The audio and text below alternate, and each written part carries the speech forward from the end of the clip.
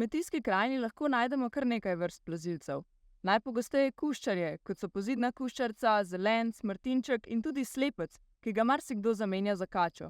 Gre namreč za breznogega kuščarja, ki pa se hrani predvsem s polži in lazarji, zato je na primer na kmečkem vrtu več kot dobrodošla žival.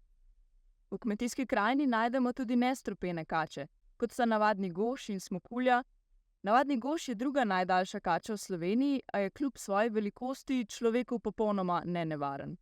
Smokulja pa ima žal to nesrečo, da s svojim vzorcem spominja na gada, zato jo ljudje velikokrat zamenjajo za nevarno.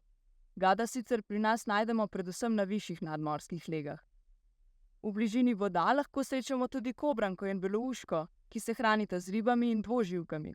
Po celotni Sloveniji pa je razširjen tudi modraz, ki ima lahko človeku nevaren ugriz, zato se ga raje izogibajmo. Opažamo, da ljudje ponekod po Sloveniji zaradi strahu in nevednosti plazilce, predvsem kače, še vedno načrtno ubijajo. Čeprav je poškodovanje ali vznemirjanje teh živali prepovedano, saj gre za zavarovane vrste. V srečanju z njimi predvsem ostanimo mirni. Gre za zelo plašne živali, ki se bodo pred človekom hitro skrile. Če nanje naletimo v naravi ali pri delovnih opravilih, je najbolje, da se jim počasi umaknemo. Zgodi pa se lahko tudi, da plazilci kdaj zaidejo v notranje prostore, kot so drvarnica ali klet. Če jih želimo od tam umakniti, lahko pokličemo na kačofon. To je posebna telefonska številka, s katero upravljajo prostovoljci iz herpetološkega društva, ki vam lahko svetujejo, kako postopati v takšnem primeru.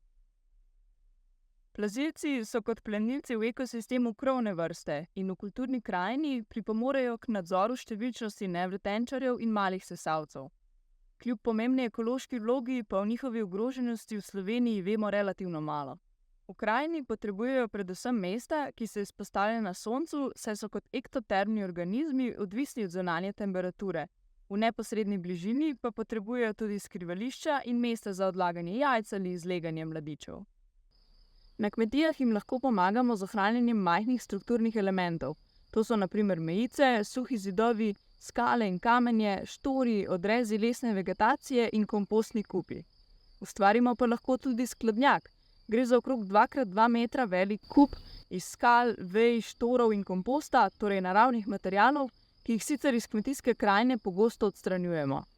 Skladnjak in druge majhne strukturne elemente umestimo tako, da so osončeni in v zavetrju, ter na območjih, kjer ni možnosti poplav. Če želimo, da imajo veliko korist za ohranjanje živali, pa so zelo pomembne še 3 stvari, in sicer stalnost, povezljivost ter odsotnost rabe fitofarmacevtskih sredstev v njihovi okolici. Stalnost pomeni, da strukture ves čas ohranjamo na istem mestu, saj se tako živali nanje lažje navadijo. Če je le mogoče, v njih tekom leta tudi čim manj posegamo, še posebej po zimi, ko živali prezimujejo, in poleti, ko odlagajo jajca. Majhne strukturne elemente poskusimo umeščati tudi tako, da so med seboj dobro povezani, saj so plazilci bolj slabo mobilne živali. Mejice so na primer pomembni ekološki koridorji za vse plazilce, pa tudi za številne druge živali, pri čemer je zanje ključen predvsem širok in gost pritalni del mejice, v katerega lahko odložimo tudi nekaj kamenja, hlodovine in drugega lesa. Dobro povezljivost omogočajo tudi suhi zidovi, ki so značilni predvsem za Primorsko, najdemo pa jih tudi drugod. Gre za linijske kamnite strukture, ki so v preteklosti služile predvsem za razmejevanje zemljišč in pašnikov in se jih danes ohranja tudi kot del kulturne dediščine. Z vidika živali je najbolj pomembno, da je suha gradnja tradicionalna, kar pomeni, da zid zgradimo z nalaganjem kamenja, brez betoniranja in zapolnjevanja razpok. Prav ti vmesni prostori med in pod kamenjem so namreč za plazilce ključnega pomena. Zadnji pomemben vidik pa je, da v okolici majhnih strukturnih elementov ohranjamo primerna življenjska okolja, v katerih plazilci lahko najdejo hrano.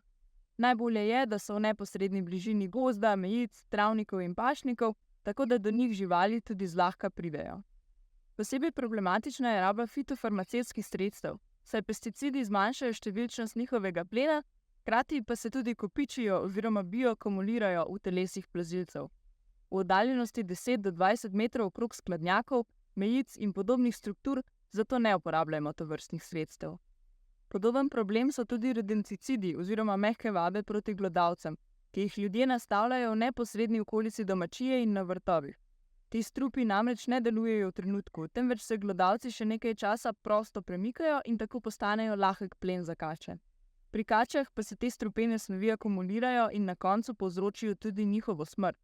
To ima seveda dolgoročno ravno nasprotni učinek od želenega, saj z rabo fitofarmacevtskih sredstev posredno zmanjšujemo tudi številčnost naravnih plenilcev.